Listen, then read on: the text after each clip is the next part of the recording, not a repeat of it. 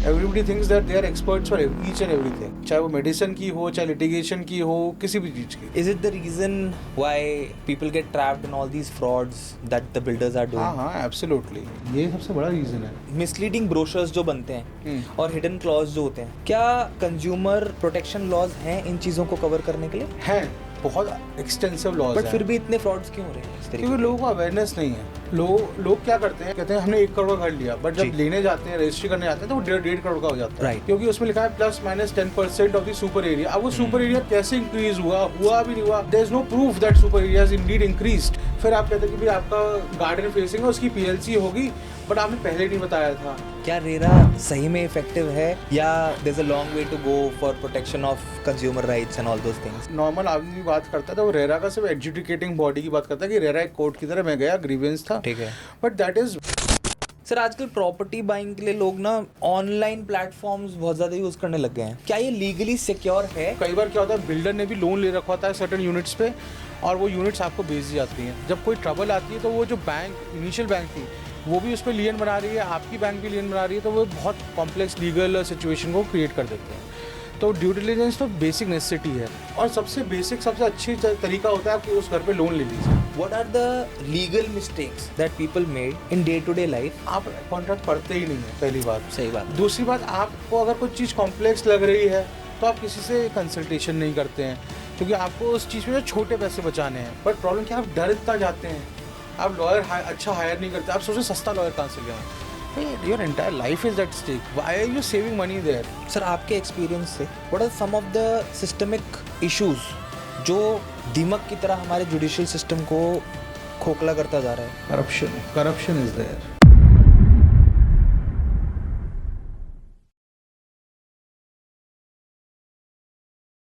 Hi sir, welcome to the Misfit Humans podcast. और पिछला podcast जो आपके साथ किया था हमने, it was something that was enlightening. बहुत सारे लोगों को आपका पॉडकास्ट पसंद आया, एंड उस पॉडकास्ट करने के बाद मेरे दिमाग में कुछ ऐसी चीज़ें आई कि यार क्यों ना हम सर से कुछ ऐसी चीज़ें पूछें जो कि लोगों के मन में सवालों की तरह उत्पन्न हो रही हैं। Like you know, everybody has a lot of questions where Just they don't want to ask it. exactly There are no wrong questions. There can I be wrong agree. answers. I agree, लोग Google से पूछ रहे हैं but वो ना एक expert से नहीं पूछ रहे। और मुझे लगता है कि अगर कोई भी सवाल आपके दिमाग में आता है, ask the question to an expert. I think that goes not only for law, that goes for anything, medical, architecture. You should go and ask an expert why they are there for. वही तो बात है ना। वहीं पे मुझे लगता है कि जो गलत डिसीजंस ले लिए जाते हैं, that is one reason behind all the glitches. I have a very famous saying. I call it my saying because I have not heard anybody say this. Don't self-litigate, don't self-medicate. Agree. ना litigation खुद कीजिए, ना medication खुद कीजिए। दोनों के लिए go to an expert and find out an answer. At least try to find out an answer. मेरे हिसाब से एक पैरासीटामोल लेने से पहले भी इंसान को कंसल्ट कर लेना चाहिए, और एक पेपर पे साइन करने से पहले भी इंसान को कंसल्ट कर लेना चाहिए कि क्या मैं सही जगह पे साइन कर रहा हूँ या नहीं कर रहा। Absolutely, करना चाहिए। सर, साइन करने की बात से मेरे दिमाग में एक बड़ा अच्छा सवाल आता है। A lot of people buy properties, घर खरीदते हैं लोग, and you have been involved in RERA and other cases related to civil matters. Home buyers papers को साइन करते हैं एक प्रॉपर्टी खरीदने के लिए, एग्री है ना? सब लोग करते हैं, हम भी कर, मैंने भी करे हैं। बट वो जो 30-40 पेज होते हैं उनमें बहुत सारी चीज़ें लिखी होती हैं, बिल्कुल, है ना? और उनको पढ़ने से पहले एक होम बायर सेलर से बोलता है क्या क्या टर्म्स एंड कंडीशंस हैं। नहीं सर, ये तो सेट फॉर्मेट है, इसको तो आपको करना ही है, स्टैंडर्ड फॉर्मेट है सर, ये तो करना ही पड़ेगा। क्या इंसान उन कागजों को ना पढ़ के गलती कर रहा है? यार इफ यू कुछ भी साइन कर रहे हो आप, तो आप एक एंटर कर रहे हो agreement, it's like a relationship जिसमें आपके कुछ टर्म्स हैं, उसके कुछ टर्म्स हैं, राइट्स हैं, ड्यूटीज़ हैं। अगर आप वो पढ़ ही नहीं रहे हैं, या बिल्कुल ही वन साइडेड है टुवर्ड्स द पर्सन जिसने ड्राफ्ट किया है, तो ऑफ कोर्स गलती तो कर ही रहे हैं। फिर कल आप ये कहेंगे कोर्ट जाके मुझे पता नहीं था, तो कैसे नहीं पता था? आपको दिया गया था डॉक्यूमेंट, या तो आपको किसी सर पे बंदूक रखी, कोई ऐसा सिचुएशन क्रिएट किया गया कि आपको साइन करना पड़ा, आपको उसको नलीफाई करना, तो यही प्रूव करना पड़ता है, जो बहुत डिफ़िकल्ट है। इससे अच्छा है आप इतनी ट्रबल में ना जाते हुए एक बार पढ़ लीजिए, और अगर आपको लग रहा है कि बहुत कॉम्प्लिकेटेड है, जनरली नॉर्मल इंग्लिश में लिखा हुआ होता है, कोई भी एजुकेटेड इंसान पढ़ लेता है, और आपको लग रहा है नहीं पढ़ पा रहे, तो को कंसल्ट अ लॉयर, एक कंसल्टेशन फीस लेगा, वो आपको बता देगा क्या ऊपर नीचे है, क्या प्रॉब्लम है, क्या होना चाहिए। अगर आप इतना पैसा इन्वेस्ट ही कर रहे हैं किसी प्रॉपर्टी में या किसी भी ट्रांजैक्शन में, तो at least consult somebody expert, spend some money. It's better than not spending too much money after a while, जब कोई ट्रबल आ जाएगी। इज इट लाइक छोटा लालच या लैक ऑफ हाँ। एजुकेशन? दोनों है। लैक ऑफ एजुकेशन तो सबसे ज़्यादा है। छोटा लालच है कि आज मैंने ये साइन नहीं किया तो क्या पता कल उस प्रॉपर्टी के प्राइजेस 10 टाइम्स ही हो जाए। होता है तो ऐसा है नहीं, पर वो लालच है। और दूसरा लालच है वो कि हम क्यों किसी कंसल्टेशन को दें, क्यों, और ख़ुद को होशियार समझना, वो सबसे बड़ी कमी है हमारे देश में। Everybody thinks that they are experts for each and everything, चाहे वो मेडिसिन की हो, चाहे लिटिगेशन की हो, किसी भी चीज़ की। Is it the reason why people get trapped in all these frauds that the builders are doing? हाँ, एब्सोल्युटली, एब्सोल्युटली, ये सबसे बड़ा रीज़न है। इंडिया में ना राइट्स पढ़ाए नहीं जाते हैं। आप चाहे कोई भी मास्टर्स कर लें, अगर आप लॉ नहीं कर रहे हैं तो कोई भी कहीं भी स्कूल में आपको पढ़ाए नहीं गए थे। बेसिक नॉलेज, लॉ की नॉलेज आपको दी नहीं गई थी, जो कि होनी चाहिए। कंज्यूमर अवेयरनेस है नहीं, कंज्यूमर अवेयरनेस प्रोग्राम्स हैं, तो आप उसको सुनना नहीं चाहते। मैक्सिमम आप आज के टाइम में इंस्टाग्राम से कुछ हाफ बेक नॉलेज ले रहे हैं। तो इस जानकारी का अभाव सबसे ज़्यादा हमारे देश में है, और यही सबसे सारी ट्रबल यहीं से स्टेम आउट करती है, क्योंकि आपको अपने राइट्स ही नहीं पता। जब आपको अपने राइट्स ही नहीं पता तो आप किसी को क्या बोलेंगे क्या इन्फ्रिंज हुआ है। अगर मेरे को यही नहीं पता कि मेरे साथ गलत हो रहा है या कुछ चीज़ सही कैसे होनी चाहिए थी, तो मैं कैसे उस पर फिंगर पॉइंट आउट करूँगा। So you've been fighting a lot of cases against a lot of big builders, right? सबसे कॉमन केसेस किस तरीके के हैं जो ये बिल्डर और होम बायर के बीच में होते हैं? देखो, सबसे ज़्यादा कॉमन तो यही है कि प्रोजेक्ट में हमने इन्वेस्ट किया था, 90% पैसा दे दिया है, प्रॉमिस डेट वाज सपोज 2018, 2025 में आ गए, डिलीवरी नहीं हुई है, या 3 साल डिले है, 4 साल डिले है, और बिल्डर पैसा भी नहीं लौटा रहा है, और प्रोजेक्ट कब कंप्लीट होगा ये भी नहीं बता रहा, और जो देरी हुई है उसके लिए कॉम्पनसेशन भी नहीं देना चाह रहा है। ओके, है ना, यही सबसे ज़्यादा केसेस हैं। और इसमें जो डिले होता है क्योंकि लोग कोर्ट पहले जाना नहीं चाहते, यही आपका पूरा इन्वेस्टमेंट डुबो देता है। इंडिया में फाइनेंशियल नॉलेज की कमी तो, लीगल नॉलेज की तो है ही है, फाइनेंशियल नॉलेज की तो और भी कमी है। सर, पहला स्टेप क्या होना चाहिए अगर हमें एहसास हो जाता है कि बिल्डर फ्रॉड कर रहा है या पोजेशन डिले कर रहा है ऐसी सिचुएशन में? कम से कम आप अपना कम्युनिकेशन लिख रखिए बिल्डर के साथ। ओके। क्योंकि क्या होता है, कई बार आप कोर्ट जाते हैं, 4 साल डिले हो गया, तो कोर्ट पूछता है हमने कुछ कम्युनिकेशन रेज किया, पूछा बिल्डर से, तो आप कहते हैं हमने कुछ नहीं किया, हम उसके ऑफिस गए थे, जिसका कोई एविडेंस नहीं है ना कि आप उसके ऑफिस गए थे, क्या बात हुई, क्या बिल्डर ने क्या प्रॉमिस किया। तो कम से कम आप ईमेल लिखेंगे तो उसको लग नहीं रहा है आप कोर्ट जा रहे हैं, चाहे एक दिन ही डिले है, तो आप लिखिए, तब से कम आपके जो बिल्डर से कुछ तो कन्वर्सेशन आएगी। क्योंकि जब बहुत ज़्यादा डिले होता है, that is the time when builder stops communicating. But जब बहुत इनिशियल स्टेजेस होती है तब बिल्डर कम्युनिकेट करते हैं, यही देखा गया है। तो एक एविडेंस बन जाता है कि हम पूछ रहे थे, हम अवेयर थे कि ये अपना काम ठीक तरह नहीं कर रहा है। एविडेंस बिल्ड करना बहुत ज़रूरी है। एविडेंस बिल्ड करना तो बहुत ज़रूरी है। कम से कम आप ये बता सकें कि मुझे जानकारी थी कि कुछ गलत हो सकता है, इसलिए मैं इससे पूछ रहा था, और ये मेरे को जवाब नहीं दे रहा था, या गलत जवाब दे रहा था, या उसने इस तरह का जवाब दिया था बिना। और ये रिटन फॉर्म में ही हो सकता है बेस्ट। फ़ोन रिकॉर्डिंग्स कैसे आप प्रूफ करेंगे? आप मिलने गए थे, वर्बल डायलॉग हुआ है, आप वो कैसे प्रूफ करेंगे? सो ईजीएस्ट फॉर्म ऑफ एविडेंस है। सर, क्या होम बायर्स बिल्डर के अगेंस्ट क्रिमिनल कंप्लेंट्स कर सकते हैं? बिल्कुल कर सकते हैं। जहाँ क्रिमिनल ब्रीच ऑफ ट्रस्ट है, फ्रॉड है, चीटिंग है, क्रिमिनल मिसएप्रोप्रिएशन ऑफ मनी है, हर जगह वो क्रिमिनल केस कर सकते हैं। बट प्रॉब्लम ये है कि कई बार पुलिस उसको पे एक्शन नहीं लेना चाहती है, क्योंकि वो कहती है सिविल केस है। बट सिविल केस नहीं है।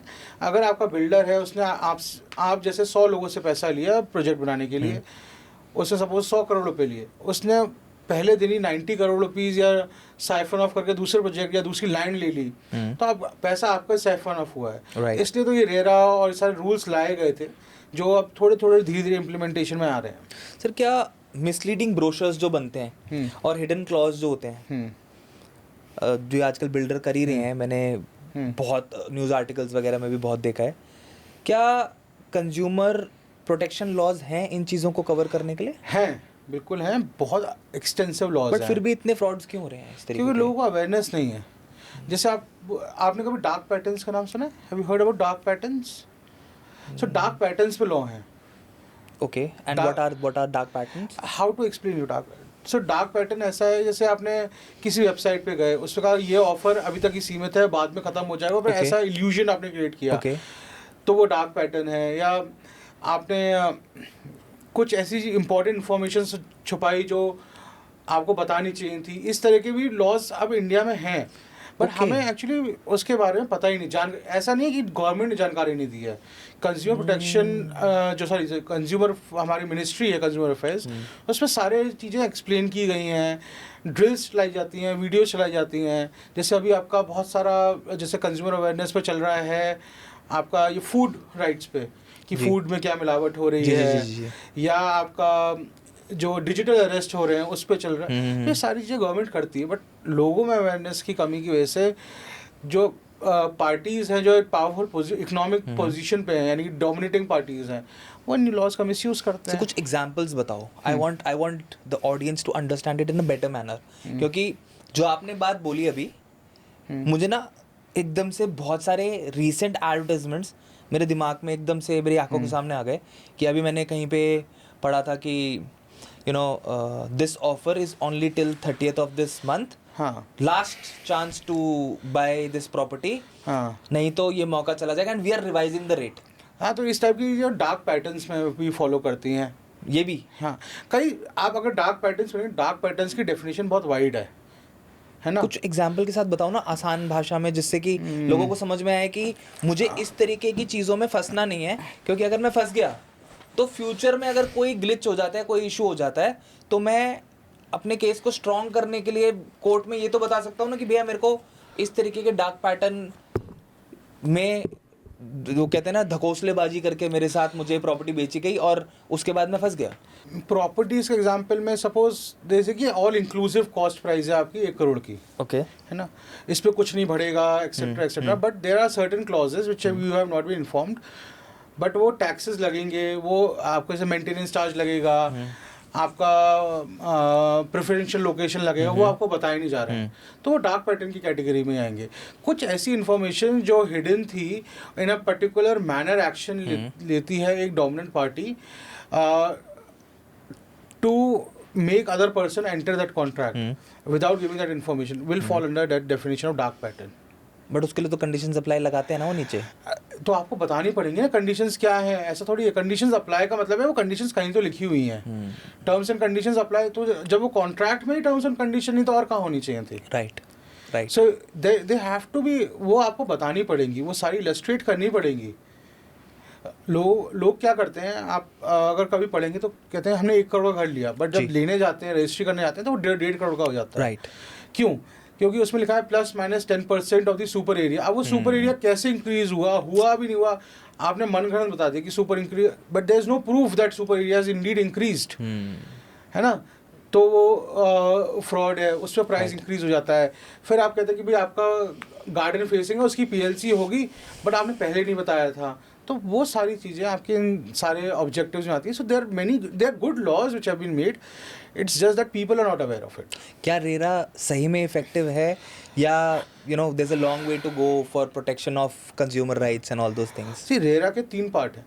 ओके, जब नॉर्मल आदमी बात करता है तो वो रेरा का सिर्फ एडजुडिकेटिंग बॉडी की बात करता है कि रेरा एक कोर्ट की तरह मैं गया, ग्रीवेंस था, ठीक है, but that is one part of the RERA. Okay, RERA one first part is a substantive law between a builder and a developer and allottee, कि दोनों का रिलेशनशिप में क्या राइट्स एंड ऑब्लिगेशंस हैं, क्या ड्यूटीज़ हैं, कि डिले होगा तो क्या पैसा मांग सकते हैं रिफंड, क्योंकि पहले ये सब चीज़ें नहीं थी, these were not crystallised, they were all fluid, there was no centralised backed law. जी, तो वो रेरा है। तो रेरा पहला चीज़ एक सब्सटेंशियल लॉ क्रिएट करता है बिटवीन टू पार्टीज़, और कैसा वो इंडस्ट्री फंक्शन करेगी, कैसे ट्रांजैक्शंस होंगे, कि पैसा कहाँ डिपॉजिट होगा, एस्क्रो बनेगा, और फिर वो एक कुछ बॉडीज़ बनाता है जो बॉडीज एडमिनिस्ट्रेटिव बॉडीज़ हैं, जो कि कुछ सुओ मोटो एक्शन ले सकती हैं अगर कोई डिफ़ॉल्ट हो रहा हो या लाइसेंसेस उन पर डिक्लेरेशन नहीं जा रही हो, जब क्योंकि आपको डिक्लेयर करना पड़ता है कि आपका प्रोजेक्ट कितना कंप्लीट हुआ, कितने टाइम में, कितना पैसा लगा, कितने सेल हुए। अगर वो नहीं होता है तो ये एक एडमिनिस्ट्रेटिव बॉडी है। तीसरा पार्ट उसका कोर्ट है कि कोई इशू आता है तो आप कोर्ट जा सकते हो। जो हमारा जनता है उसको सिर्फ लास्ट का पार्ट पता है कि कोर्ट जा सकते हैं, बट जो पहले दो पार्ट हैं वो सबसे इंपॉर्टेंट है, और जो बीच वाला पार्ट है एडमिनिस्ट्रेटिव लॉ, जहाँ रेरा खुद एक्शन ले, वो सबसे कम यूटिलाइज्ड पार्ट है, जो सबसे मैक्सिमम यूटिलाइज होना चाहिए था। क्योंकि देखिए, कानून का मकसद ये नहीं होना चाहिए कि आपको कोर्ट भेजा जाए। कानून का मकसद ये होना चाहिए कि आपके हमने जो लॉ बनाया है उसकी ऑटोमेटिक इम्प्लीमेंटेशन हो, राइट, कि ऑटोमेटिक डिक्लेरेशंस हो, इन्फॉर्मेशन मॉड्यूल्स हो, सारी फाइलिंग रेरा वेबसाइट पे जाएं। यही एक्शन स्टेट गवर्नमेंट्स नहीं ले पा रही हैं या रेरा बॉडीज़, और यहीं वो बिल्डर्स प्ले कर रहे हैं। तो why is it like her state का अपना अलग रेरा होता है? क्योंकि हमारे कॉन्स्टिट्यूशन में 3 लिस्ट हैं, central list, state list and concurrent list. ये स्टेट लिस्ट में आता है सब्जेक्ट, इसलिए स्टेट के अंदर आता है। हर स्टेट का इसीलिए अलग रेरा होता है। हर रेरा एक सेंट्रल एक्ट है, हर स्टेट के उसके रूल्स एंड रेगुलेशंस है जो स्टेट गवर्न करती है। इसलिए आप देखेंगे जो स्टैम्प ड्यूटीज भी हैं वो स्टेट वाइज डिफर करती हैं, क्योंकि ये स्टेट सब्जेक्ट है। ओके सर, आजकल प्रॉपर्टी बाइंग के लिए लोग ना ऑनलाइन प्लेटफॉर्म्स बहुत ज़्यादा यूज़ करने लग गए हैं। हाँ, अकॉर्डिंग टू यू, क्या ये लीगली सिक्योर है, या इंसान को अभी भी ट्रेडिशनल तरीक़ों से ही प्रॉपर्टी को ख़रीदना चाहिए ड्यू डिलिजेंस करने के बाद? जी, ऑनलाइन ख़रीदते नहीं है, ऑनलाइन एक इन्फॉर्मेशन मिलती है उन्हें, यानी कि प्रॉपर्टी लिस्ट होती है, and if they have an interest they show the interest. I think वो websites like a property dealers काम कर रही हैं जहाँ पर सारी इन्फॉर्मेशन है ना। उसके बाद आप जाते हैं या इंक्वायरी करते हैं, बट मेरा मानना है कि आपको ट्रेडिशनल मीन से ड्यू डिलिजेंस तो बेसिक कराना ही चाहिए, क्योंकि टाइटल क्लियर है या नहीं है। अब जो बिग हाउसिंग स्कीम्स हैं इसमें जनरली टाइटल क्लियर ही होता है, बट तब भी आप करा लीजिए, क्योंकि कई बार क्या होता है, बिल्डर ने भी लोन ले रखा होता है सर्टेन यूनिट्स पे, और वो यूनिट्स आपको बेच दी जाती हैं। जब कोई ट्रबल आती है तो वो जो बैंक इनिशियल बैंक थी वो भी उस पर लियन बना रही है, आपकी बैंक भी लियन बना रही है, तो वो बहुत कॉम्प्लेक्स लीगल सिचुएशन को क्रिएट कर देते हैं। तो ड्यू डिलिजेंस तो बेसिक नेसेसिटी है, और ड्यू डिलिजेंस का मीनिंग ये नहीं कि राइट्स ऑन टाइटल को ही चेक करना। आप बिल्डर की भी ड्यू डिलिजेंस करा सकते हैं कि पास्ट प्रोजेक्ट्स इसने कंप्लीट किए हैं। सपोज आज एक कंपनी XYZ, उसके सर्टेन डायरेक्टर्स और प्रमोटर्स हैं, है ना, बट उनकी एक और कंपनी थी ABC जो पहले फेल हो गई, सेम प्रमोटर डायरेक्टर्स। तो आप कम से कम ये रिसर्च भी कर सकते हैं कि पास्ट प्रमोटर्स, पास्ट डिलीवरेबल्स क्या हैं इन प्रोजेक्ट्स के, इन कंपनीज़ के, इन प्रमोटर्स के, क्या ये ब्लैक लिस्टेड हैं, नहीं हैं, क्या इन्होंने डिलीवरी दी है, क्या डिफ़ॉल्ट्स हैं। क्योंकि अगर एक व्यक्ति ने as a promoter of one company defaulted in one project, I am sure there are good amount of chances he will default in second project also. अगर एक इंसान प्रॉपर्टी खरीदने जा रहा है तो वो कौन से इम्पोर्टेंट डॉक्यूमेंट्स हैं जिनको उसको ध्यान रखना ही रखना है कि ये डॉक्यूमेंट्स होने ही होने चाहिए? देखिए, आज के टर्म्स में जब हम प्रॉपर्टी बाइंग कर रहे हैं, आप जो क्वेश्चन पूछ रहे हैं, मेरे ख्याल से आप पूछ रहे हैं हाउसिंग, मल्टीपल हाउसिंग स्कीम्स जहाँ पर ये फ्लैट्स बिक रहे हैं या प्रोजेक्ट्स हैं, तो उसमें तो आपके पास आज रेरा आ गया, तो रेरा पे सारी इन्फॉर्मेशन है, रेरा लाइसेंस नंबर्स हैं। लेकिन अगर आप रेरा लाइसेंस नंबर्स, तो आप ये रेरा की वेबसाइट पे जाके चेक कर सकते हैं कब लॉन्च हुआ था, कब बनना है, कितना पैसा इकट्ठा हुआ है, कितने लोगों ने खरीदा, ये बेसिक डिटेल्स खुद भी कर सकते हैं। बट अगर आप नॉर्मल प्लॉटेड हाउस या ऐसा कुछ खरीद रहे हैं तो आप कम से कम टाइटल चेक कराइए कि चेन क्लियर हो। क्योंकि क्या है, और सबसे बेसिक, सबसे अच्छी तरीका होता है कि उस घर पे लोन ले लीजिए। क्योंकि बैंक्स तभी लोन देते हैं जब पूरा टाइटल क्लियर होता है। चाहे आप 1 लाख रुपए का लोन ले लीजिए, 2 लाख रुपए का ले लीजिए on a 1 crore project, take a 12 lakh 20 lakh loan, bare minimum. So the best way to get all the due diligence done is property खरीदो, छोटा सा लोन ले लो, क्योंकि बैंक तो आपको तभी पैसा देगा जब सब कुछ क्लियर आपका होगा, सारा कागज क्लियर होगा। हाँ, वाह, इन हाउसिंग प्रोजेक्ट भी आजकल बैंक स्टॉप लगा देते हैं, अगर आपको लगे कि प्रोजेक्ट अच्छा। इज नॉट वायबल, लाइसेंसेस नहीं हाँ। है या प्रॉपर्ली सैंक्शन नहीं है, वो Right. स्टॉप लगा देंगे. ये बहुत अच्छी इन्फॉर्मेशन थी कि दैट्स एक्चुअली वेरी करेक्ट, क्योंकि बैंक तो आपको ऐसे पैसा देगा नहीं, वो अपना पैसा थोड़ी डुबाएगा. वो तो 3 तरह से ड्यू डिलिजेंस करेगा. क्या क्या तरीके होते हैं सर? पहले तो वो टाइटल, जैसे हाउसिंग अगर नॉर्मल प्लॉट है तो वो पहले टाइटल्स चेक करेगा, सैंक्शन चेक करेगा, बिल्डिंग प्लान चेक करेगा कि सब कुछ अप्रूव है, उसकी आज की मार्केट करंट वैल्यूएशन क्या है, all these things they will check. And they will also check कि बिल्ड जिससे आप खरीद रहे हैं क्या उस पर कोई लाइबिलिटी है, कोई एनकम्बरेंस है कि अब ऑलरेडी लोन्ड हो कहीं पर घर, तो ये सब चीज़ चेक करेगा. जब आप हाउसिंग में जा रहे हैं तो वो रेरा के लाइसेंसेस, रेरा के आपके सैंक्शंस, बिल्डिंग प्लान्स, ये सब चेक करेगा कि ऑलरेडी लियन तो नहीं है, ये सब चेक होंगे. तो आपको कम से कम ये मिल जाएगा, एक राहत मिल जाएगी. बैंक ने पैसा दिया है तो कम से कम सोच समझ के दिया होगा. Not always correct but 80% time it is correct.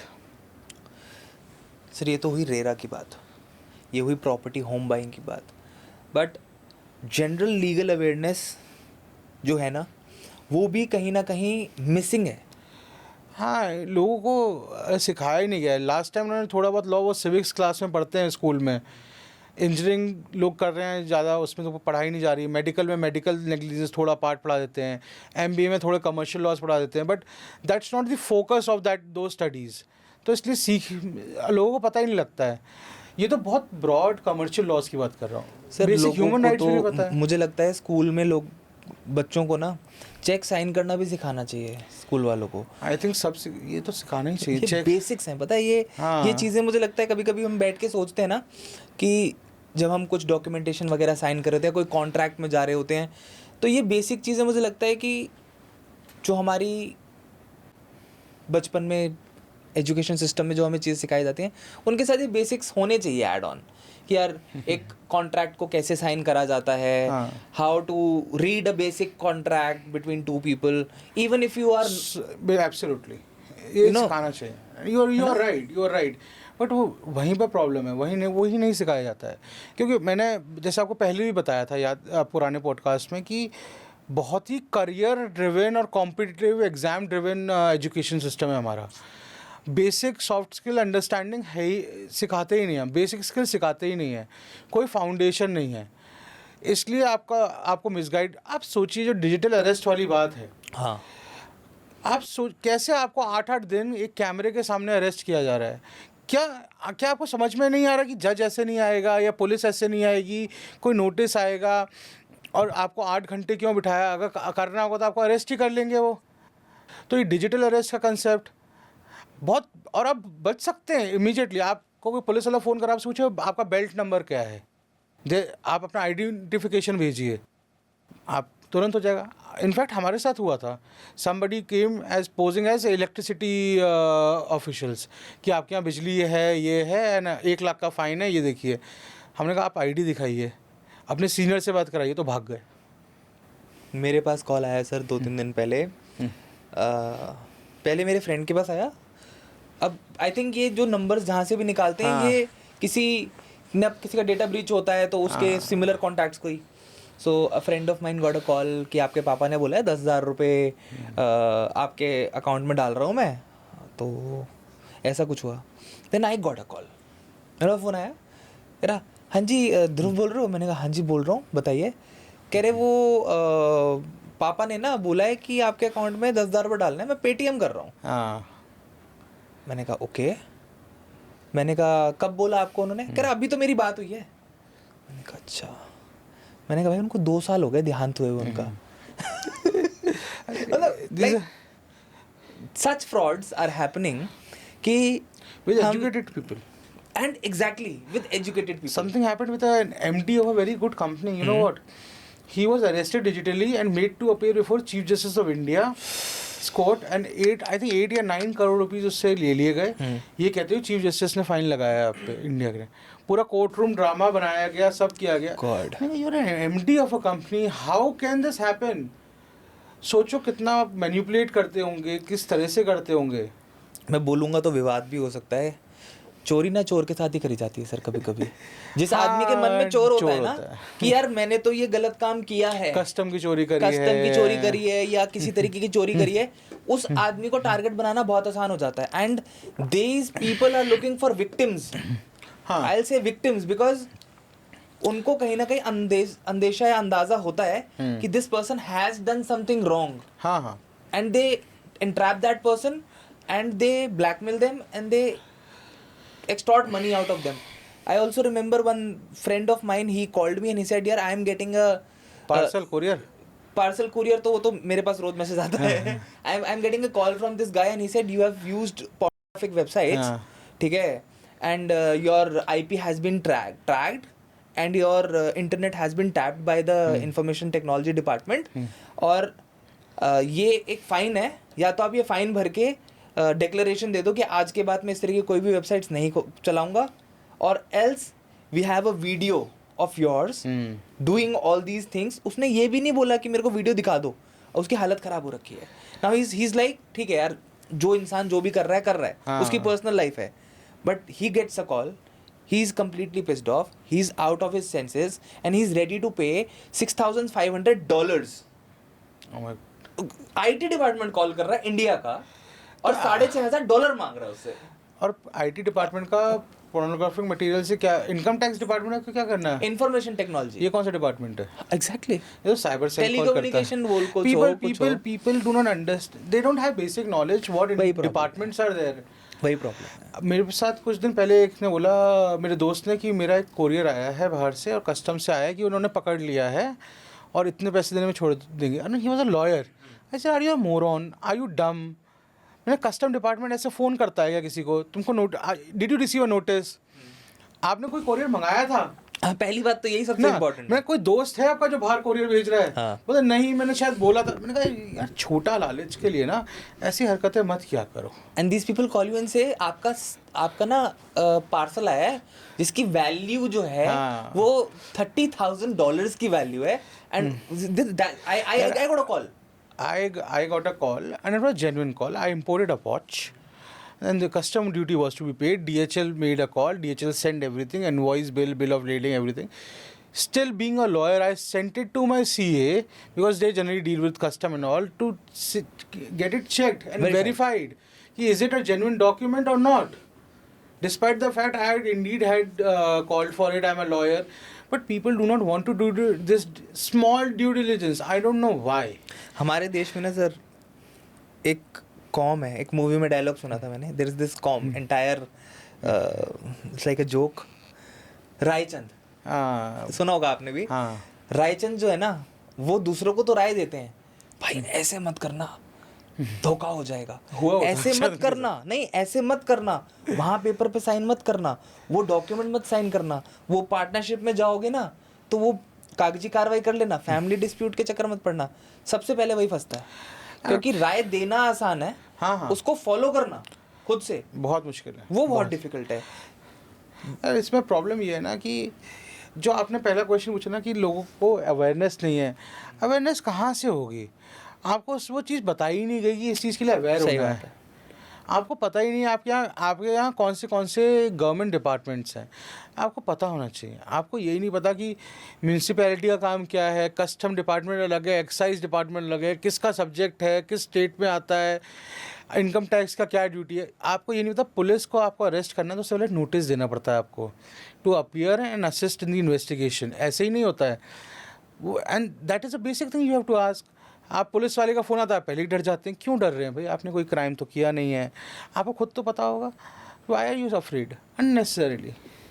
Sir एक और चीज़ बताओ, what are the legal mistakes that people made in day to day life when it comes to signing contracts, starting a business, और specially family disputes? Everything has a different what you call knowledge base and different conditions which one should check. जैसे आप contract कर रहे हैं, पहली बात तो लोग पढ़ते नहीं हैं उसको पूरा, और कई बार उसमें क्लॉजेज होते हैं जो छोटे छोटे बॉयलर प्लेट क्लॉजेज होते हैं, बहुत इंपॉर्टेंट होते हैं। जैसे एंटायर एग्रीमेंट क्लॉज है। अब आपने मेरे साथ एक कॉन्ट्रैक्ट किया, मैंने उससे पहले आपको लेटर लिख दिया था कि मैं आपको इतना पेमेंट करूँगा, फिर जो कॉन्ट्रैक्ट आया उसमें वो चीज़ रेप्लिकेटेड नहीं है। मैंने कहा वो लिखा है ना, letter में, but there's an entire agreement clause. Entire agreement clause says that whatever we had discussed before or after is irrelevant. Only what is enshrined and noted in this document is what it is. तो आप उस पर rely नहीं कर सकते हैं क्योंकि आपने वो बाद में साइन किया है, तो आप कॉन्ट्रैक्ट पढ़ते ही नहीं है, पहली बात. सही बात है. दूसरी बात, आपको अगर कोई चीज़ कॉम्प्लेक्स लग रही है तो आप किसी से कंसल्टेशन नहीं करते हैं क्योंकि आपको उस चीज़ में जो छोटे पैसे बचाने हैं वो बहुत प्रॉब्लमेटिक है. आप किसी से, आपके जानकार से पूछ लीजिए, अपने आपकी फैमिली में कोई लॉयर, उनसे पूछिए, मत खर्च कीजिए पैसे. आजकल इतना डिफ़िकल्ट है नहीं. सिमिलरली मैट्रिमोनियल डिस्प्यूट्स में क्या है, जैसे हमने बात करी थी पहले, काउंसलिंग नहीं है. There is no counselling which people enter into, which is a very big problem. Right. They don't know what are their rights. They just get afraid. Even if somebody has instituted a matrimonial case against you, if you contest it good, hire a good lawyer, you need not even bother. Right. आप बच जाएंगे. But problem क्या, आप डर इतना जाते हैं, आप लॉयर अच्छा हायर नहीं करते. आप सोचें सस्ता लॉयर कहाँ से ले आऊँ भाई. Your entire life is at stake. Why are you saving money there? सही बात है ना. आई एम नॉट सेइंग कि go and hire the most expensive lawyer और hiring expensive lawyers is the right way. But a good lawyer, you will get to know whether he has knowledge or not and hire him. So बहुत सारे tenants and landlords, they generally get into agreements and they're usually not aware of their legal rights. ऐसी situation के अंदर एक इंसान जो किसी को अपनी प्रॉपर्टी रेंट पे दे रहा है, राइट, उसको अपने आप को सेफ गार्ड करने के लिए क्या चीज़ों को ध्यान रखना चाहिए? यार see again it comes to our mindset of the society whereby we save छोटा पैसा. आपने सुना है 11 महीने की लीज़ करते हैं, राइट. क्यों करते हैं? क्योंकि वो रजिस्टर कराना मैंडेटरी नहीं है. राइट. 11 महीने से ज़्यादा रजिस्टर करानी पड़ेगी. आप 5 साल की लीज़ देते हैं 11-11 महीने करके, लेकिन आप उसको रजिस्टर नहीं कराते हैं क्योंकि सिर्फ स्टैम्प ड्यूटी बचा रहे हैं. Right. You don't have any registered agreement. आप 5 साल की लीज़ कीजिए, स्टैम्प ड्यूटी दीजिए, थोड़ा सा आप सिक्योर रहेंगे. रजिस्टर्ड लीज़ एग्रीमेंट है, उसकी एविडेंशियरी वैल्यू कितनी हाई है ना. बेसिक नॉलेज है ये तो. और इसमें क्या है, बहुत माइन्यूट डिफरेंसेस हैं. कंसल्ट अ लॉयर, एक लीज एग्रीमेंट होता है, एक लीव एंड लाइसेंस एग्रीमेंट होता है. If you are landlord, the best agreement for you is leave and licence. अच्छा, उसमें क्या डिफरेंस होता है सर? बहुत माइन्यूट डिफरेंस है ऑन वर्किंग ऑफ लॉ. है ना, कि he has to you leave and it's a licence given to him to use this property for certain time, then he has to leave it. अच्छा, छोड़ना पड़ेगा, renew होगा नहीं. Renew अगर mutually होगा तो होगा. बहुत माइन्यूट और डिफरेंस, बट लॉ में ये माइन्यूट डिफरेंस ही सबसे क्रूशियल रोल प्ले करते हैं, जो कि लोगों को पता ही नहीं है. एंड क्यों नहीं पता है? Again, no financial awareness, no legal awareness in our society has not been taught to people. Sir एक चीज़ बताओ, what is the difference between an agreement and a contract? क्या होता है? Every agreement is not a contract, but every contract is an agreement वाली बात है. Okay. जब एक एग्रीमेंट में सर्टेन टर्म्स होते हैं, यानी कि it has been entered into enforced legally, that is it has by a major person of a sound mind with a consideration and enforceable law. So ये जो 4-5 पैरामीटर्स हैं, जब वो मीट होते हैं तो वो एग्रीमेंट एज अ कॉन्ट्रैक्ट कहलाया जाता है ना. उसकी legal binding value is more. जब तक वो कंसिडरेशन नहीं होगा तो वो कॉन्ट्रैक्ट नहीं है. It has to needs to have a consideration, यानी कि लेन देन वाला पार्ट है ना. So that is what a contract is called.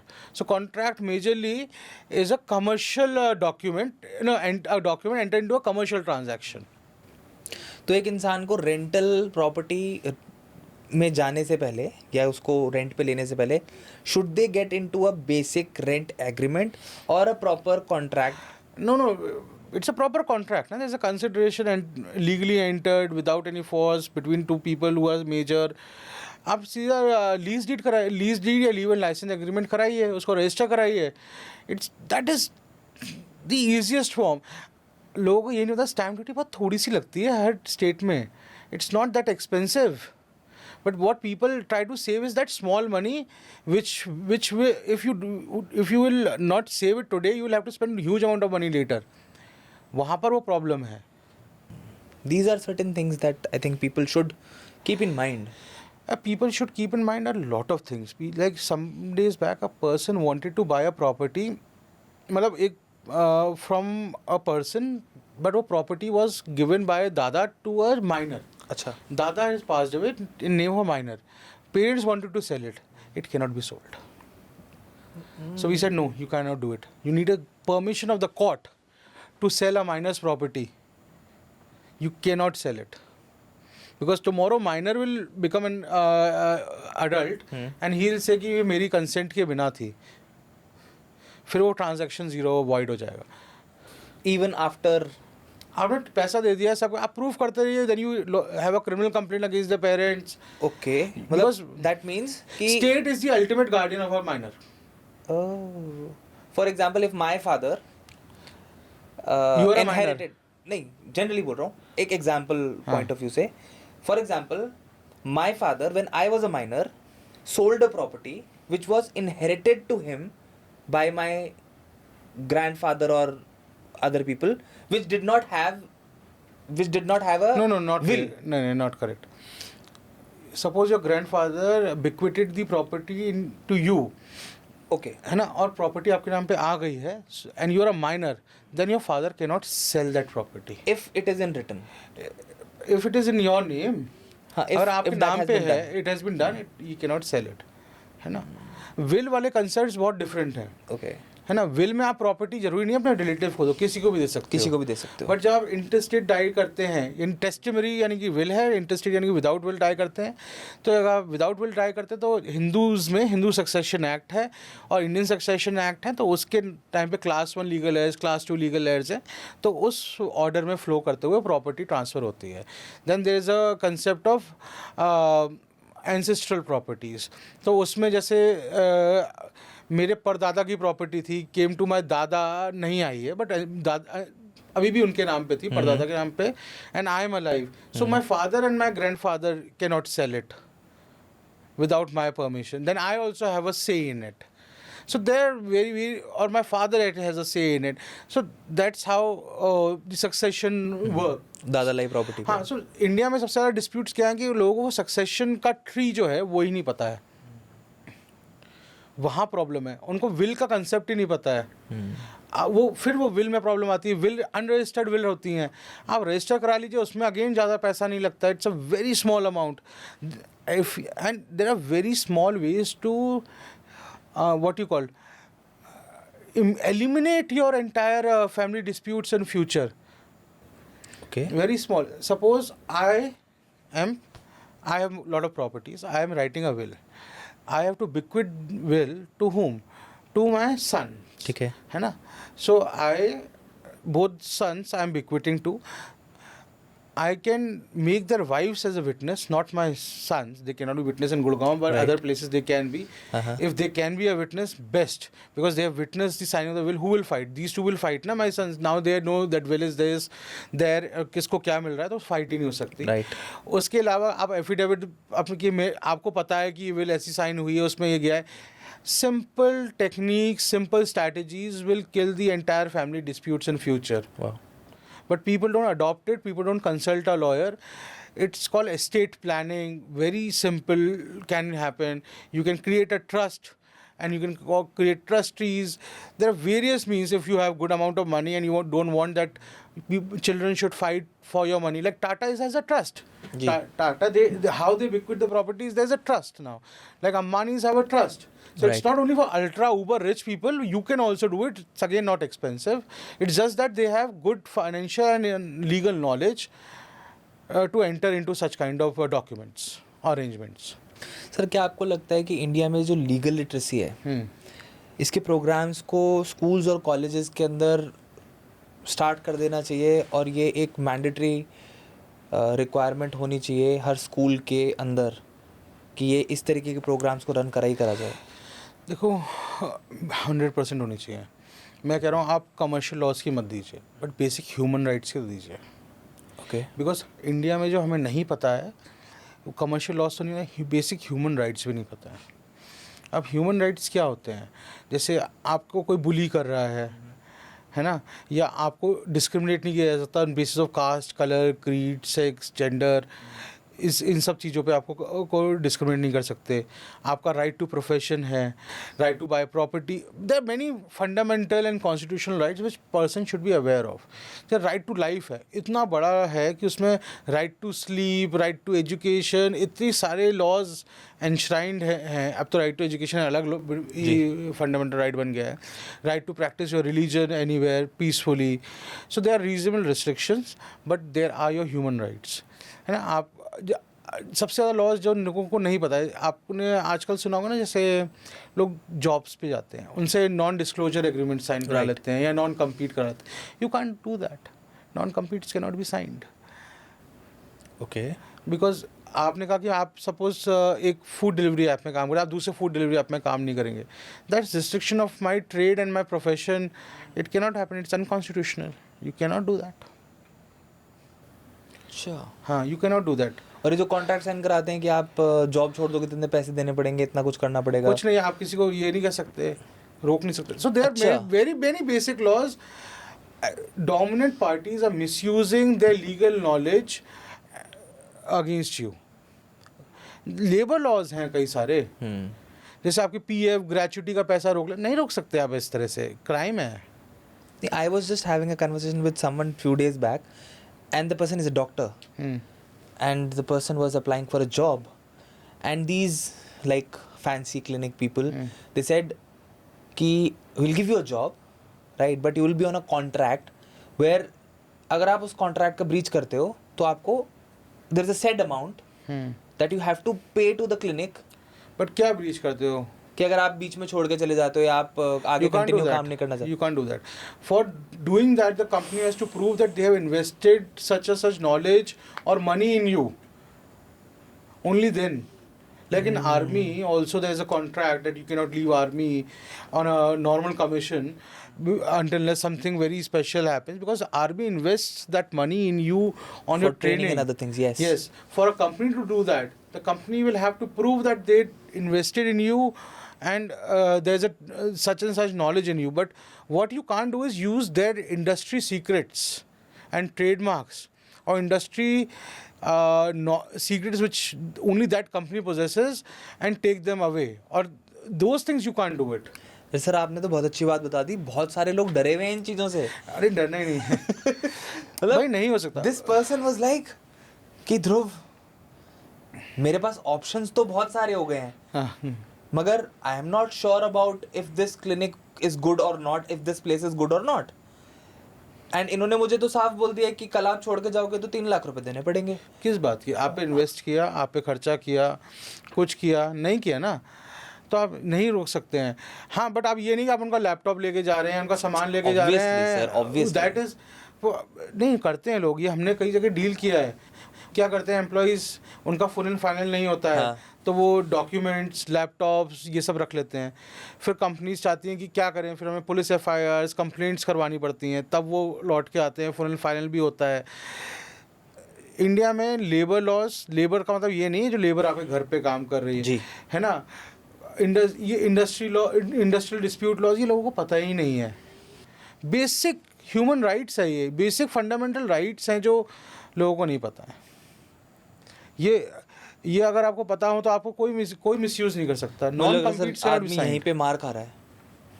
आदमी यहीं पे मार खा रहा है. वो बेसिक नॉलेज की हम बात कर रहे थे ना अभी, मुझे लगता है वो अगर हर इंसान को मिल जाए सही समय से तो they will be able to understand basic contracts, basic things, basic terms and conditions, basic laws.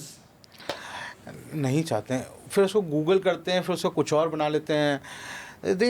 See, I'm not saying you need to spend money on lawyers. I'm saying you need to basically apply your common sense and requesting the government कि आप please थोड़ा basic laws पे और basic rights पे कम से कम educate कीजिए बच्चों को.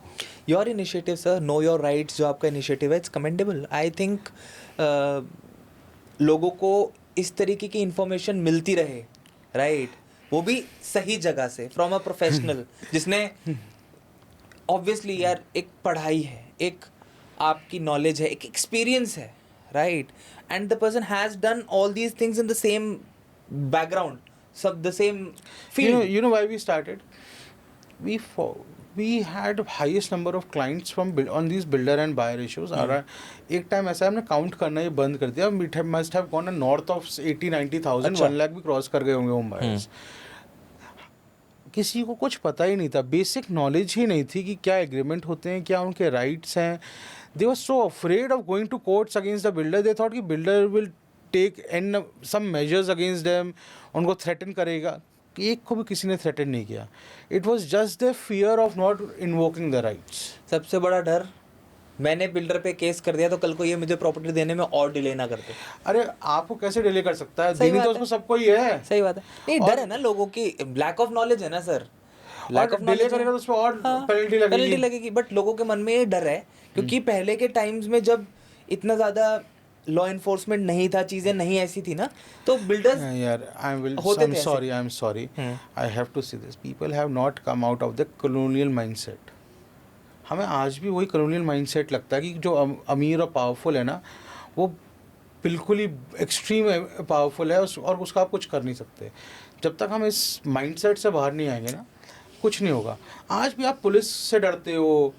मैं ये नहीं कह रहा पुलिस का बदतमीजी करो या किसी डोमिनेंट पार्टी से आप अपनी बात कहना ही नहीं चाहते हैं. लोगों को डर लगता है. I don't know why. आप अपने राइट्स को इन्वोक नहीं करेंगे तो कौन करेगा? चाहे, और ये बेसिक इन इश्यूज़ में नहीं है, बिल्डर इश्यूज़ में नहीं है, मैट्रिमोनियल इश्यूज़ में भी है, आपके फैमिली डिस्प्यूट्स में भी है. आज भी कई लोग अपना फैमिली में के हिस्सा नहीं मांगते हैं. But I am of the opinion कि आपको मांगना ही नहीं चाहिए. जिसको देनी दे दो रिस्पेक्टिव. बट आपको अगर मांगना है तो you should know your rights. Even parents don't know the rights ना. जहाँ पर हमने अभी लेके आए हैं जो आपके एल्डरली पेरेंट्स के लिए कि children have to take care of them, their property. People are not aware of these rights. And so much misuse. Property बच्चों ने ले ली, उसके माँ बाप को बाहर निकाल देते थे. Because older parents were not aware of anything. All these things, yes. All these things. है ना? So that is the problem. Sir आपके एक्सपीरियंस से what are some of the systemic issues जो दीमक की तरह हमारे जुडिशियल सिस्टम को खोखला करता जा रहा है? एग्जाम्पल्स में जैसे हम कहते हैं डिले इन जस्टिस, राइट, तारीख पे तारीख एज वी से, अंडरस्टाफ्ड कोर्ट्स, आउटडेटेड इंफ्रास्ट्रक्चर. ये तो बहुत बेसिक हैं. इसके अलावा ऐसी क्या चीज़ें हैं जो हमारे जुडिशियल सिस्टम को ख़राब कर रही हैं? Corruption is there. And judicial accountability. We don't have any what you call body where we can go and complain about judicial what you call accountability.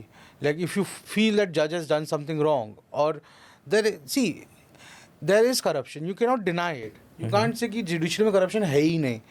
यही कहना और ये मानना या एक्सेप्ट करवाना पब्लिक को, ये सबसे बड़ा करप्शन है. कहीं ना कहीं तो है, सबको पता है. हमारे 2 चीफ जस्टिस ऑफ इंडिया ने बोला इंटरव्यूज़ में कि है. तो हमें कम से कम आइडेंटिफाई करना पड़ेगा और उसको रोकना पड़ेगा. क्योंकि जब सरकार पे भी ट्रस्ट नहीं होता, आपकी पुलिस पे ट्रस्ट नहीं है, पब्लिक को सबसे ज़्यादा ट्रस्ट जुडिशरी पे ही रहता है. Sir do you think the top officials in this system are also corrupt? See, I'll tell you, 80% are dead honest. Dead honest. Okay. But there is something there on which nobody is able to point a finger, but they can make out something is happening. Recent events जो हुए हैं वो और question उठाते हैं. Isn't it like making fun of the judicial system? It is unfortunately. यार problem ये है कि आप जुडिशरी अगेंस्ट बोलो, who will bail the cat? But somebody, if you love this profession, if you love this system, and if you are a dedicated soldier of this system, then it's, I think, duty of lawyers and the members of the bar to call it out. And they often call it out. And they say, see, court corridor से कोई बात नहीं छुपती है, सबको सब पता चल जाता है ना. तो वो इसलिए पता चल जाता है क्योंकि अब उसको फिंगर पॉइंट करके कैसे बताया जाए. बट अनफॉर्चुनेट पार्ट ये है कि people who get to know about it become a part of it. जैसे कि हाँ, if he can be managed, why not that be me who manages him. That is the saddest part of it. वहाँ पर हम लोग, और क्योंकि वहाँ पर कोई टू इम्पीच अ जज it is next to impossible, next to impossible. वो कैसे होगा? आज तक नहीं हुआ हमारे यहाँ। एक बहुत पुराना केस है, उसमें उससे पहले ही resign to my not, so it could not happen. So judicial accountability needs to be there. There needs to be a judicial accountability bodies or committees at a district court level, high court level. You need to have them. You need to keep checks. You can't shrug everything under the carpet and say कि बस हो गया, हमने कर दिया transfer. अभी कुछ दिन पहले एक डिबेट भी चल रही थी, recent debate about appointment process of जजेस in India. What is your take on that? See, it has to be an amalgamation of the current process, the collegium system, जी, and the NJSC वाला जो national judicial system, ये दोनों का amalgamation होना चाहिए। Collegium is not that old, शायद second जजेस बेंच के बाद आया था वो, है ना, क्योंकि पहले गवर्नमेंट अपने हिसाब से करती थी, फिर हमने इमरजेंसी में देखा कैसे जजेस को स्किप किया गया, somebody was elevated. So there you need to have checks and balances. There need to be judges, but there needs to be some government representations also. Plus, it's long due that we have Indian judicial services are brought into place, like IPS and IAS, and judges are appointed through that process, and then they are elevated. I don't know whether people know about it, but High Courts and Supreme Court, how judges are made, that collegium refers their name, and then very few people get promoted from a lower judiciary. Majority are members of the bar who have function, who have knowledge, who are appointed. Now लोग ये कहते हैं कि इसमें uncle जजेस वाला syndrome है, whereby people who know a judge or know their second, third generation blue bloods, they are getting preferences. Not entirely true, but to some extent it is true, it happens. उसको कई जगह रोका भी गया है, but कितना रोकेंगे आप? See, हर इंस्टीट्यूशन जो पिलर है आपकी कंट्री का, आपकी डेमोक्रेसी का, उसको ट्रांसपेरेंट होना चाहिए for the public. It should be unquestionable. So, as a citizen of the Democratic Republic of India, जो आपने बात बोली ना, सुन के कहीं ना कहीं दर्द होता है. It hurts somewhere कि जुडिशरी सिस्टम को हम लोग सबसे ऊपर मानते हैं. इधर न्याय का घर है, राइट? और अगर न्याय के घर में ही करप्शन है, it's like there is something that is rotten inside. है, बट कितने बड़े लेवल पे है इसका क्वेश्चन का आंसर किसी को नहीं पता है.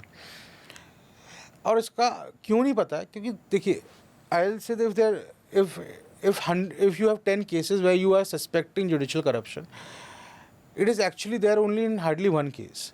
In 9 cases, unfortunate part is that people who are third parties to a case, they are taking undue benefit, saying that we know the judge, हम जज साहब को जानते हैं और हम आपकी बात करा देंगे.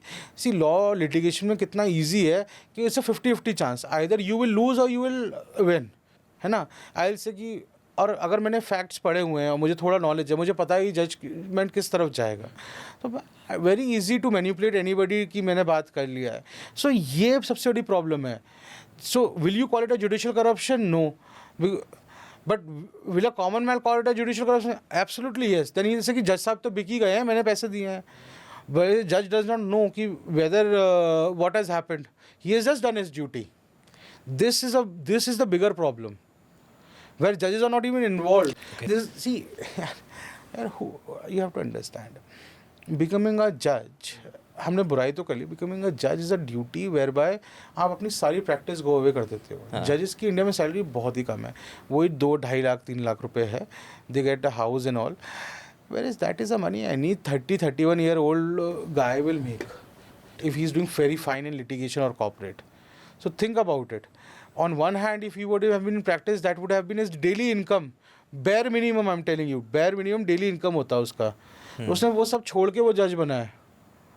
तो ऐसा तो नहीं कि वो कॉम्प्रोमाइज़ हो जा रहा है हर केस में.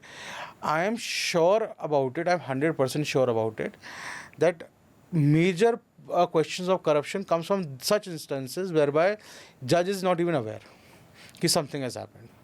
So before we come to an end to today's episode, Aditya ji, आप बताएंगे मुझे कि वकालत परस्यू करना कितना सेंसिबल है? Is it a rewarding career और नॉट? अगर आप कई नेशंस की हिस्ट्री देखेंगे तो जितने भी नेशंस हैं, चाहे यूएस हुए हो, इंडिया है, हमारे फाउंडिंग फादर्स लॉयर्स ही रहे। Jawaharlal Nehru, Mohandas Karamchand Gandhi, B R Ambedkar, civil liberties, Abraham Lincoln, all of them were lawyers, majority of them were lawyers, है ना। सो लॉयर्स ने सोसाइटी में हमेशा बहुत इंपॉर्टेंट रोल प्ले किया कंप्लीटली एग्री। है ना। सो लॉयर्स का जो नॉलेज बेस होता है ना, वो बहुत, और जो फंक्शन है सोसाइटी में, बहुत इंपॉर्टेंट है। It's a very noble profession, but unfortunately in middle कहीं ना कहीं वो हम थोड़ा खो गए थे, but I think it is back now. वो अवेयरनेस की बात है, क्योंकि लोगों को पहले पता नहीं था। अब वो क्यों नहीं पता था कि लॉ क्या सोचते थे। लॉ में से दो ही चीज़ होती है, या तो वो सिविल लिटिगेशन करेगा या क्रिमिनल लिटिगेशन करेगा, but I think law is far beyond that now. Law में इतने सारे व्हाट यू से ऑप्शंस हैं आज के टाइम में कि आप मुझसे पूछेंगे, शायद मेरे को भी पूरे ना पता हो। मैं जैसे आपको कुछ गिना देता हूँ जो आपने, sports law, gambling laws, policy laws, energy laws, power energy laws, banking and finance laws, mergers acquisitions, then you have intellectual property rights, then you are there are in-house lawyers, then there are lawyers who are dealing with property matters, people who are dealing with only white collar crimes, people who are dealing with heinous crimes. Then there are civil lawyers who are lawyers who are into what you call personal matrimonial disputes. They are into family disputes. Then there are lawyers who are only lawyers for a constitutional causes. तो इतने सारे lawyers होते हैं। आप आज के time में किसी भी कॉर्पोरेट से पूछेंगे, any corporate, they all have a good legal team. Right. So जो कोर्ट तक तो बहुत कम सीमित है। इनफैक्ट आपको मैं एक रेशो देता हूँ, जो कॉमन आदमी जिस लॉ की बात कर रहा है, वो शायद एक लॉ फर्म आजकल दिल्ली और मेट्रोज में लॉ फर्म कल्चर्स है, वो एक लॉ फर्म का 80% वर्कलोड है, बट 20% रेवेन्यू होगा। The 80% revenue come from sources whereby people don't know, like corporates के डिस्प्यूट्स होते हैं, इंटरनेशनल आर्बिट्रेशंस होते हैं। International arbitrations happen in places like London, Paris, Vienna, Singapore, India में भी होते हैं। So there are ample amount of opportunities which are there with any law student. In fact, now there are a good amount of lawyers who are there in IPL, sports law में कर रहे हैं, उनका अलग ही काम होता है ना. So then I don't know. So as a law as a profession is on a very different level. It has so many opportunities and so many segments and so many practice domains that you can get absorbed anywhere, but it is up to you now. You don't come with a preset notion कि आप पहले preset notion से ना है कि मैं यही करूँगा. Learn about it and then go there. There are lawyers who are hired by only aviation companies. There are aviation lawyers. There are space lawyers. There are maritime lawyers. Ships जाते हैं. So कितने सारे हैं. In fact, one of my friend was doing something very interesting. He was doing his PhD on Antarctica law. Huh? Antarctica law. Okay. The right of a country to claim land or dominion over the waters and certain areas in Antarctica. Which are not claimed yet. Which are not claimed. Like दक्षिण गंगोत्री हमारे पास है कि उसको हमारे sovereign rights क्या हैं उसके waters पे, क्योंकि it is said कि वहाँ पर बहुत सारा minerals, petroleum, etc. है, तो उसके laws कैसे होंगे. So ये laws सुने ही नहीं लोगों ने, but ये laws हैं. These are the most revenue generating laws. है ना, जैसे इंटरनेशनल आर्बिट्रेशंस होती हैं, hearings go in crores and lakhs expenditure and they are dealing with $multi-million, billion disputes, है ना. जैसे हमारी एक डिस्प्यूट थी इंडियन गवर्नमेंट की विद फिलिप मॉरिस जो मार्लबोरो सिगरेट्स बनाती हैं. We had to fly down to शायद सिंगापुर या ऑस्ट्रेलिया हुई थी. We had to do that dispute. So उस तरह के disputes होते हैं. So different kinds of lawyers are there, and so law has a very good scope. Yes, having said that, if you just think about litigation के बारे में सोचे तो सबसे toughest domain है. toughest domain, because convincing somebody to come to you with a case is the most difficult part. Because by the time आप अपना metal कहेंगे कि हाँ मैं I am of that calibre can I can handle your dispute, substantial time would have passed, but it is equally rewarding. But दूसरी problem यह है कि जो हमारे सिटीज़ हैं, नॉन मेट्रो सिटीज़, हम उनकी अर्निंग्स को दिल्ली की अर्निंग्स से कंपेयर करते हैं. दिल्ली की अर्निंग्स इमेंसली हाई हैं, बट वो भी सबके लिए नहीं है, वो भी एक क्रीम डेला क्रीम एक पर्टिकुलर लोगों के लिए है. सर आपके हिसाब से अगर एक लीगल एस्पिरेंट है, उसमें कौन सी 3 स्किल्स होनी चाहिए जो एक लीगल एस्पिरेंट में होनी चाहिए, जो आप रेकमेंड करते हो? अगेन आप किस टाइप का डोमेन प्रैक्टिस करना चाहते हैं उस पर बहुत डिपेंड करता है, उसके हिसाब से ये स्किल सेट होगा.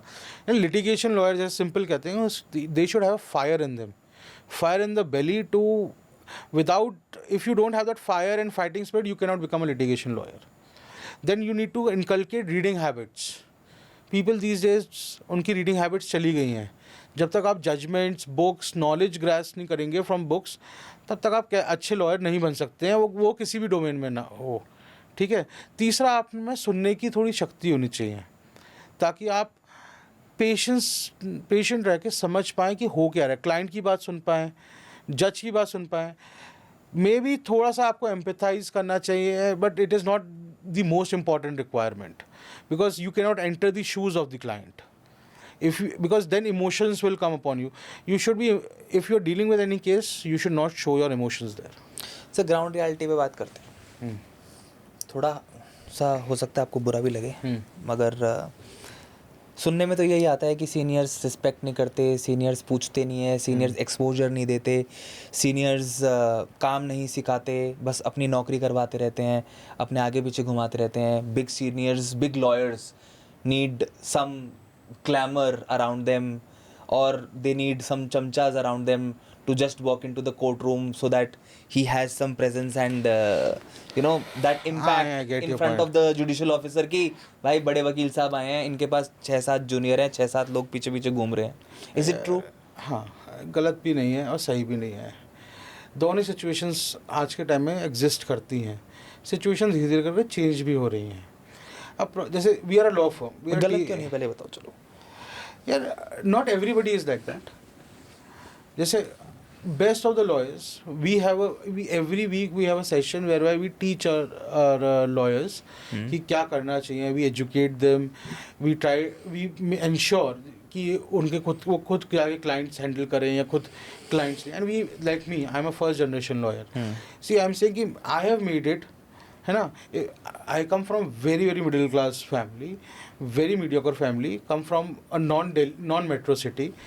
Still I have made my own law firm whereby there are 40 to 45 lawyers working there. So it is not true. ये सच तो सबके लिए है नहीं ना कि had what you said कि वो सही होता तो I would not have been at this place at this age, right? तो इसलिए ना ये कहना कि एक ही कि कोई नहीं करता वो या सब लोग गलत हैं, वो गलत बात है. बहुत अच्छे अच्छे सीनियर्स हैं जिन्होंने बहुत अच्छे अच्छे चैम्बर में से अपने जूनियर्स दिए हैं और उनको पे भी करते. बट हाँ, ट्रेडिशनली ये सिस्टम था कि जूनियर्स को मिसयूज़ किया जा रहा था, उनको पे नहीं मिलती थी क्योंकि वो कहते थे हम इनको सिखा रहे हैं. बट वो स्लोली अब जा रहा है, एंटायरली नहीं गया, लोअर कोर्ट्स में नहीं गया है, सुप्रीम कोर्ट, हाई कोर्ट में to a very large extent it has gone away. But if you are a lawyer जो अपना कैलिबर दिखा रहा है, अगर आप अपना you show that you have that spirit and you will do it, I am sure nobody will mind paying you. Are top lawyers insecure कि अगर मैं जूनियर को बहुत अच्छा सिखा दूंगा तो मेरे क्लाइंट खा जाएगा? अरे इतने सारे केसेस हैं, I don't think so that comes in the mind. और सीनियर लॉयर्स जो सीनियर एडवोकेट डेजिग्नेट हो जाते हैं उनके खुद के क्लाइंट्स तो होते नहीं हैं. Law firms take clients to them, है ना. सो हाँ, ये लॉ फर्म में हो सकता है कि ये इनसिक्योरिटी आए, बट लॉ फर्म्स को आज फंक्शन करने के लिए कॉम्पिटेंट लॉयर्स चाहिए. तो अगर वो ऐसा कर रहे हैं तो they are killing themselves only. तो again does not hold true. Second, district level पे ये बात हाँ थोड़ी एग्जिस्ट करती है, यानी नॉन मेट्रो एरियाज़ में एग्जिस्ट करती है, क्योंकि वहाँ पर क्या है ना, वहाँ पे पैरिटी, वहाँ पे कम है, वहाँ पर क्लाइंट्स बहुत सिलेक्टिवली एक ही लॉयर पे आते हैं, तो वहाँ ये सिचुएशंस हैं. बट प्रॉब्लम यही, वहाँ पर लॉयर्स की पे भी इतनी अच्छी नहीं है. That is a bigger problem. Now there cannot be a minimum pay, because suppose you are a young lawyer, you are earning 1 lakh rupees a month.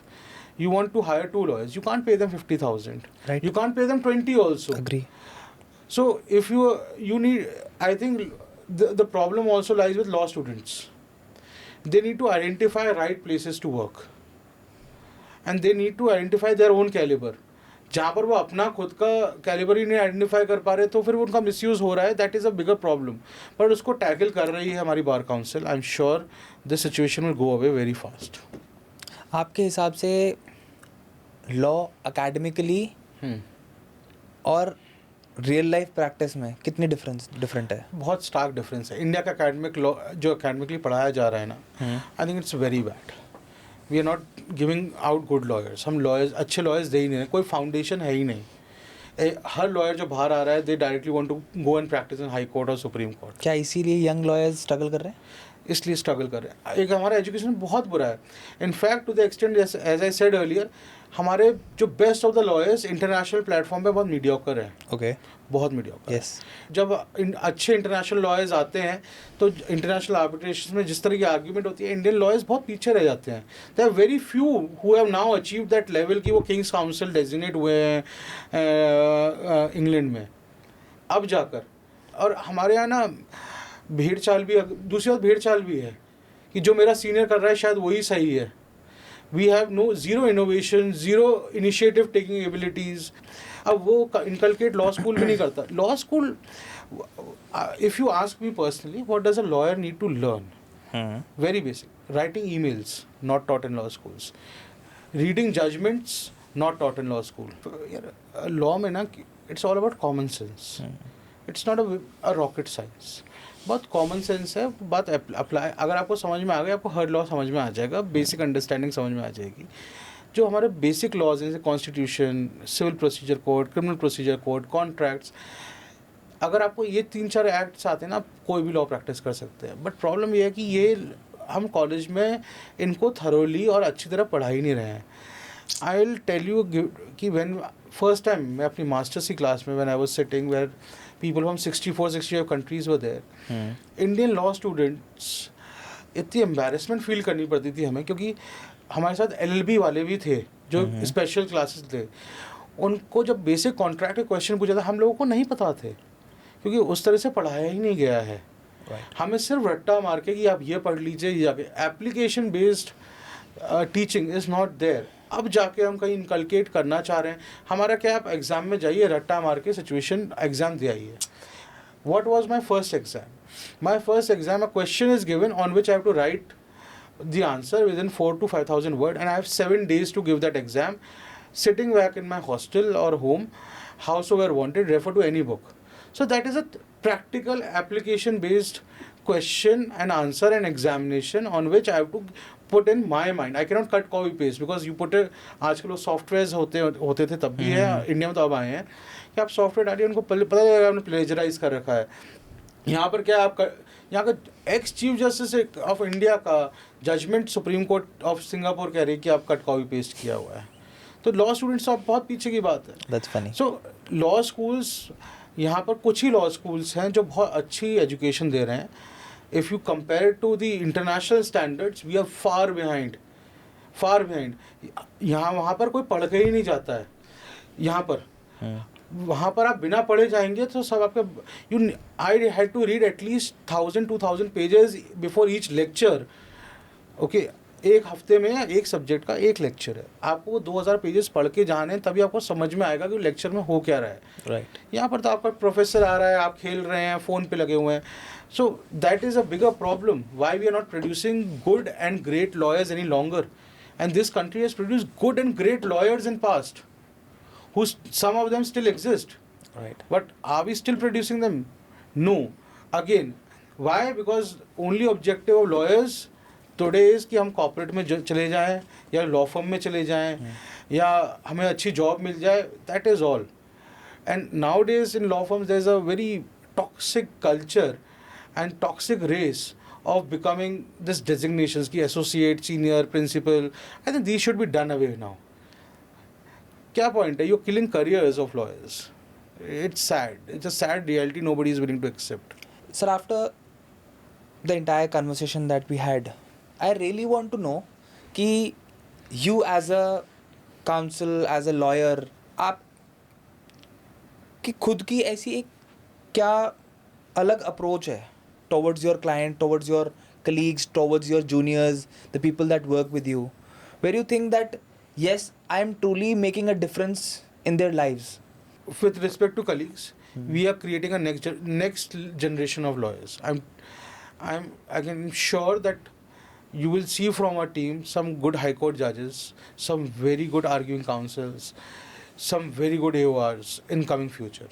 Because हमारा ये मानना है कि जो आपके पास हम सब फर्स्ट जनरेशन लॉयर्स हैं, मैं और मेरे पार्टनर जिन्होंने फाउंडिंग पार्टनर्स हैं, Right. कि आपकी अगर टीम अच्छी है ना तो you can achieve whatever you want. Agree. तो हम उनमें कॉन्फिडेंस इंस्टिल कर रहे हैं. We are telling them how to communicate with the client. We are telling them that don't be afraid that who is opposing you. People are always afraid कि so and so lawyer is opposing. Very simple formula. He's a human, you are a human, don't be afraid of him. You are doing your duty, he is doing your duty. अगर वो आपको दबा रहा है just because you are senior, give it back. Give it back. Simple. Don't be afraid. We say कि अगर आप बहुत special circumstances हैं और client कह रहा है तब आप engage कीजिए senior counsel. वरना you are competent enough to do the matter on your own. If you need any guidance, we are there. And we try to keep such sessions that everyone is educated about laws, they're educated about procedure, they're educated about problem is that people, young lawyers today don't know the procedure and nobody is willing to teach them. Everybody wants them to just go and do the job. आप कैसे करेंगे काम? आप कोई सिखाएगा तो law school सिखा नहीं रहा है. सो हम ये चाहते हैं कि हम ये कोशिश की कि उनको सिखाया जाए और वो सीखें और फिर वो अडॉप्ट करें practices. Plus we treat them everyone like a family. As I said, कोई जूनियर नहीं है, सब कलीग्स ही हैं हमारे, है ना. किसी में कम एक्सपीरियंस है, किसी में ज़्यादा है, that is all. But all are colleagues, all are very competent lawyers. With respect to the client, हमारी अप्रोच रहती है कि भाई केस ज़्यादा लंबा ना चले. क्या अप्रोचेस ली जाए कि केस जल्दी से जल्द ख़त्म हो जाए. बट लीगल सिस्टम लंबा है इंडिया में, बट जहाँ भी हमें मौका मिलता है we try to shorten the span and take such approaches कि उसको जल्दी, जितनी जल्दी हो सके रिलीफ मिले. In fact at one point of time, just to give you this information, we recovered for around 800 to 900 people money in a tenure of 10 to 12 months, which amounted to 2,000 or 1800 to 2,000 crores. Wow. By installing very simple strategies. And we say that if you have come to me in a commercial matter, there are multiple ways you can file a case.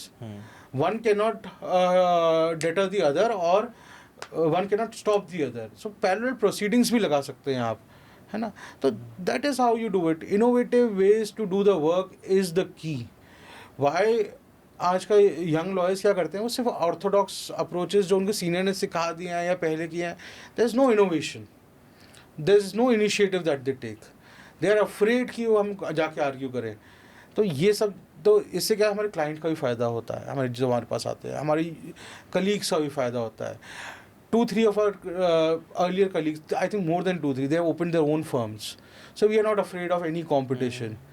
We are happy that they have opened that firm. And very frankly, I and my partner thought we will retire by now and do something.